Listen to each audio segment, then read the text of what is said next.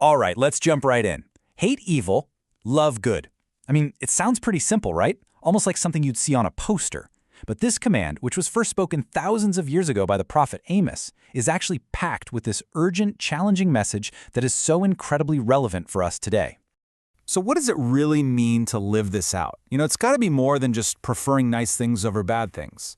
This is an active, passionate command. So how do we even define the evil we're supposed to hate? And what is this good we're called to love? Well, that's exactly what we're going to break down. Here's how we're going to tackle this. We'll start with the prophet Amos and his original message. Then we'll look at the specific problems he was addressing back then. After that, we'll get into defining these huge concepts, see the ultimate example of this command in action, and then finally, we'll see how we can put it all into practice in our own lives. Okay, so let's set the scene a bit.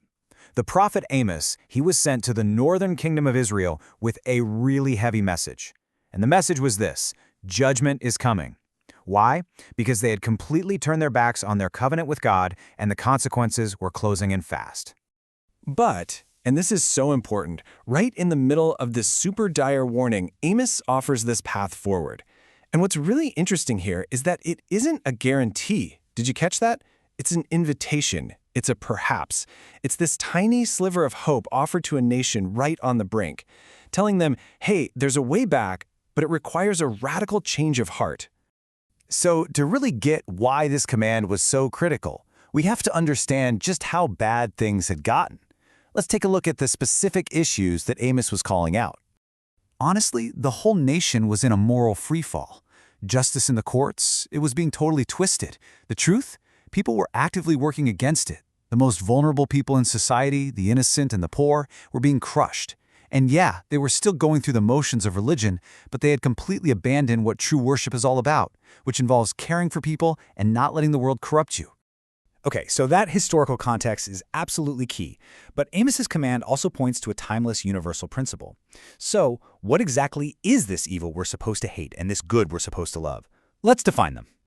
The book of Proverbs gives us a fantastic starting point here. See, hating evil isn't just this vague dislike for bad stuff. It's directly tied to having a reverent fear of the Lord. It means hating the very things that God hates: pride, arrogance, and corruption, both in what we do and in what we say. And this is because these two ideas, hating evil and loving good, are totally inseparable. Hating evil means actively rejecting things like corruption and injustice. Loving good is the active pursuit of God's character. You really can't do one without the other. They're like two sides of the same spiritual coin. You resist what goes against God's nature, while at the same time delighting in everything that reflects His heart. And this brings us to a crucial point. Good isn't just a list of moral rules. Biblically speaking, goodness is the very nature of God. He is the source of all that is good. So to love good really means to love and pursue God Himself, to choose what He values and to try to reflect His character in our own lives. Now, this ancient command from Amos doesn't just get left behind in the Old Testament. Nope, it finds its ultimate fulfillment, its perfect model in the person of Jesus Christ. The book of Hebrews says this directly about Jesus. He is the perfect embodiment of this command in action. I mean, His entire life was a living, breathing demonstration of loving righteousness and hating wickedness, which sets the ultimate pattern for anyone who wants to follow Him.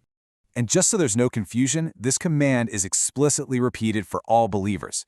The Apostle Paul writes in Romans to hate what is evil, cling to what is good. It's not just a friendly suggestion, it's a core instruction for living a life that honors God, proving that Amos's message is absolutely timeless.